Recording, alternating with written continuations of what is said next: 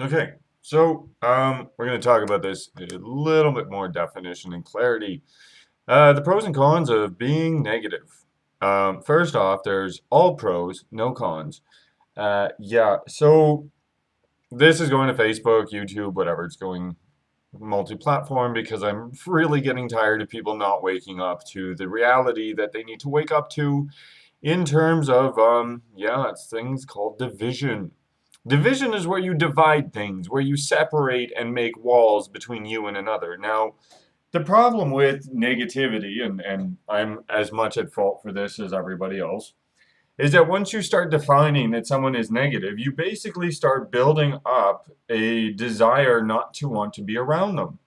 So suddenly now you're actually the negative person because you're now shutting yourself down emotionally, mentally, spiritually from other people. Now, wait a minute, Jason, how can you say this? We're supposed to protect our vibe. We're supposed to this. Yeah. But then there's the reality, which is we're supposed to go one step higher and actually help other people. Now, if someone is unwilling to help themselves, fine, you gave it a shot. But when your literal reaction to someone is "Ugh," and you run away because you're protecting your vibe, you're only increasing negativity because you're increasing the belief that you're better than someone, which is an amazingly quick way to say you're an asshole. Okay? So there's all these self-help people and all these financial coaches and life coaches and all these fuckers. And they're like, oh, they use things like Einstein, like, protect you. They show you Einstein because Einstein's had a couple quotes where, for example, you can't solve your problems with the same mentality that created them. Absolutely true. Because one is a belief system that created a negative, and the other one is a destruction of the belief system to create a better result.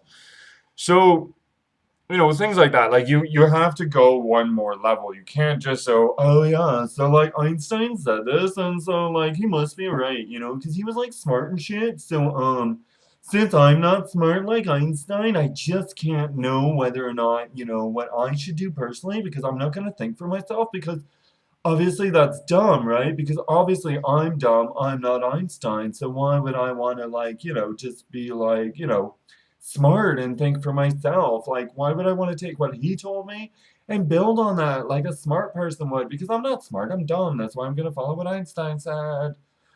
You know what I mean? Like this shit, it's oh, there is no negativity in life because in order to say that it's negative, that means you actually don't like your life.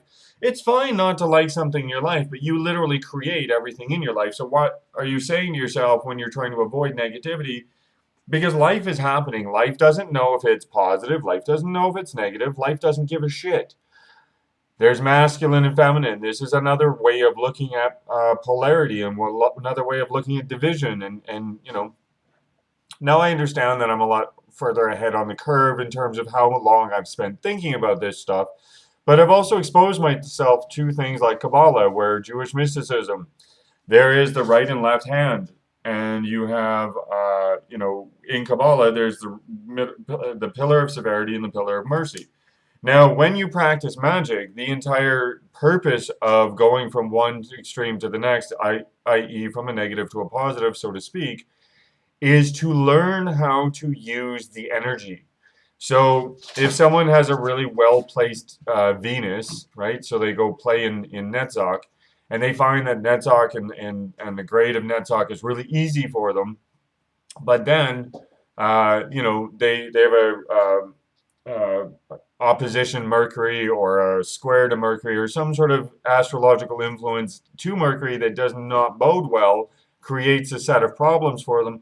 The entire purpose of going to the mercurial grade is to deal with that energy, to deal with that block, to figure out what that block is.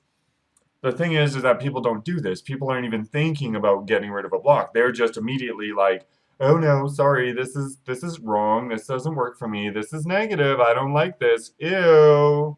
Run away." And when you run away or you set up a barrier, you literally are being a douchebag. You know. Um, Now, we're all guilty of it. Don't get me wrong. I'm not sitting here like some grand poobah holier than thou motherfucker.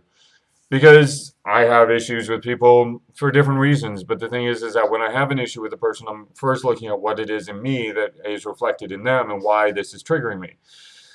But that's getting off the sidetrack. The point is that as soon as you decide something is negative, you've decided that you don't want it. If you've decided you don't want it, then you're telling your life that you're making mistakes. If you're telling your life you're making mistakes, then you keep building on mistakes. If you discern that someone is negative, and you're not actually trying to help them or try to, I mean, you don't have to help them like fucking open your door and listen to them drivel for 5 hours at a time and, really make you tired. But you have to stop looking at things and going, oh, positive, negative, positive. No. Negativity is literally negative is a mathematical equation. It is something taken away. Someone who's unhappy is not someone who's taking away. Yes, they may take your happiness away because you allow yourself to bottom out because you empathize with their pain, but they're not actually doing anything to you. So technically, they're never a negative. They're just who they are in that moment. And yet, all these people continually tell us, oh, watch out for negative people, stay away from negative people are bad. So we're literally taking the Christian ideology of shunning, you know, oh, you're gay? Get the fuck out of the house. Never come back. Never talk to you. Never, never, never, never. I'm immediately cutting off the love. Notice this? Cutting off the love because I disagree with who you are. Now, if I didn't go into this on YouTube, but I went into this on Facebook. Love the sinner, not the sin, written by St. Augustine. That phrase literally means put aside all your beliefs, all your judgments, all of who you want to be, and love the person for who they are. Whether or not you agree with them, it doesn't matter. Love the sinner, not the sin. Originally, a lot of people think it's written by Jesus. Did my research. God forbid I should actually be intellectual when I'm, trying to talk to people. And no, it's St. Augustine. So, anyways, it's a really powerful, like if you literally use it as a mantra and you're like, okay, love the sinner, not the sin, love the sinner, not, and you start to think about it, well, you're going to get there. You're going to see what I'm talking about. So, use it as a mantra. But again, please, please, please stop looking at things and going, oh, that's negative. No, that's fucking life. Life does not equate positive or negative. There is no positive or negative in life. Life just exists. Life happens. What you're creating and what you're doing and the beliefs that you have all fashion themselves to making your world a happy world or an unhappy world. So, if you break it down to that and you stay away from terms like positive and negative, are you happy? Yes, you're happy. If you're not happy, what are you doing that's making you unhappy? Is it an external influence? Yes, it is. So that means there's something inside of you that created the external influence, and you need to deal with the external influence and therefore stop letting it trigger you. So if you have exes and drama with the exes, you have to learn what it was in you that created the drama. Why were you attracted to this person? Why did you want them to teach you this lesson?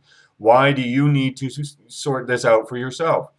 Suddenly, the self-empowerment that all these gurus want to talk about comes on and comes back.